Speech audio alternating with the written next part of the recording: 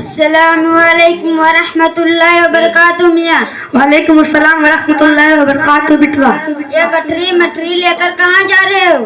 पास मंडी लगी, सोचा तुम्हारी चच्ची के लिए कुछ सब्जियां ले आऊं। इस उम्र में पैदल जा रहे हो?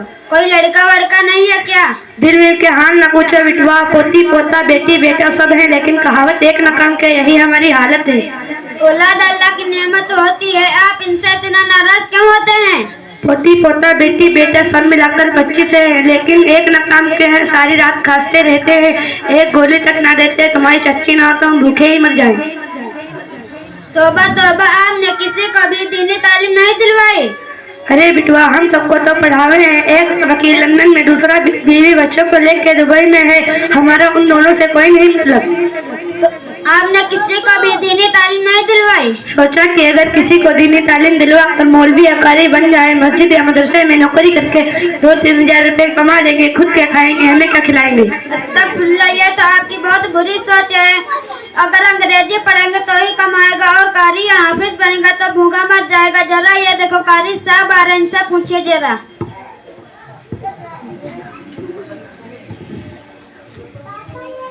अस्सलाम वालेकुम वरहमतुल्लाहि वबरकातुहू।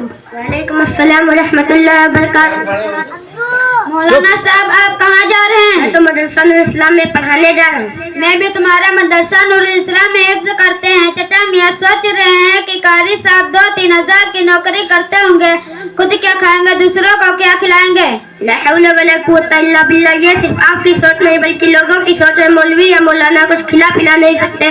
खिलाने पिलाने वाले की जात तो सिर्फ अल्लाह ताला की है, जो रोजी देता है, खिलाता है, पिलाता है, हर चीज का मालिक है। और इंजीनियर व डॉक्टर ना खिला सकता है, ना पिला सकता है। बात समझ में आई? बात समझ में आया? पोती पोता बेटी बेटा कहा ना माने तो हम क्या करें। देखिए चाचा मियाँ, अगर अपनी औलाद को दीनी तालीम दिलवाते तो ऐसा ना होता। अगर आपका कहा ना मानते, बल्कि इस्लाम में सिखाया जाता है, माँ बाप की खिदमत करोगे तो जन्नत में जाओगे, माँ बाप की खिदमत नहीं करोगे तो जन्नत में जाओगे। बात समझ में आवे? कुछ कुछ आवे। आपको दीन के बारे में कुछ तो मालूम होगा। क्या हम मुसलमान है? हम नहीं मुसलमान है। पूछो पूछो। चलो गुस्ल का फराज ही सुना दो। गुस्ल के फर्ज 14 है। नंबर 1 लुंगिया करना, नंबर 2 बनियाने करना, नंबर 3 बनियाने काट कर नलते जाना, नंबर 4। ये तो मुझे सुनते खुद शर्म आ रही है।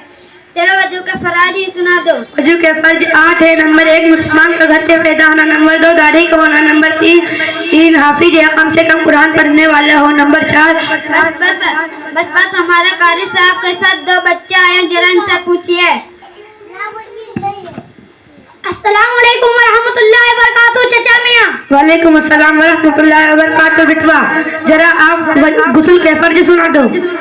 गुस्ल के फर्ज 3 हैं। कौन कौन से? नंबर 1 एक मर्तबा मुंह भरकर कुल्ली करना, नंबर 2 एक मर्तबा नाक की नरम हड्डी तक पानी पहुंचाना, नंबर 3 एक मर्तबा जिस्म पर पानी गिराना कि एक बाल के बराबर भी सूखा ना रहे। माशाअल्लाह माशाअल्लाह। अस्सलामु अलैकुम वरहमतुल्लाहि वबरकातुहू चचा मियाँ। वालेकुम अस्सलाम वरहमतुल्लाहि वबरकातुहू, जरा आप वजू के फर्ज सुना दो। वजू के फर्ज 4 है। कौन कौन से? नंबर 1 पूरे चेहरे का धोना, नंबर 2 दोनों बाजुओं का धोना, नंबर 3 चौथाई सर का मसा करना, नंबर 4 दोनों पाँव धोना। माशाअल्लाह माशाअल्लाह। आपने कहाँ से सीखा?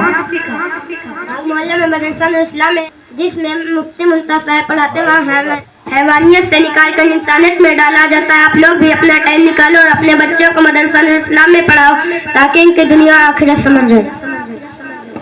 अस्सलाम वालेकुम।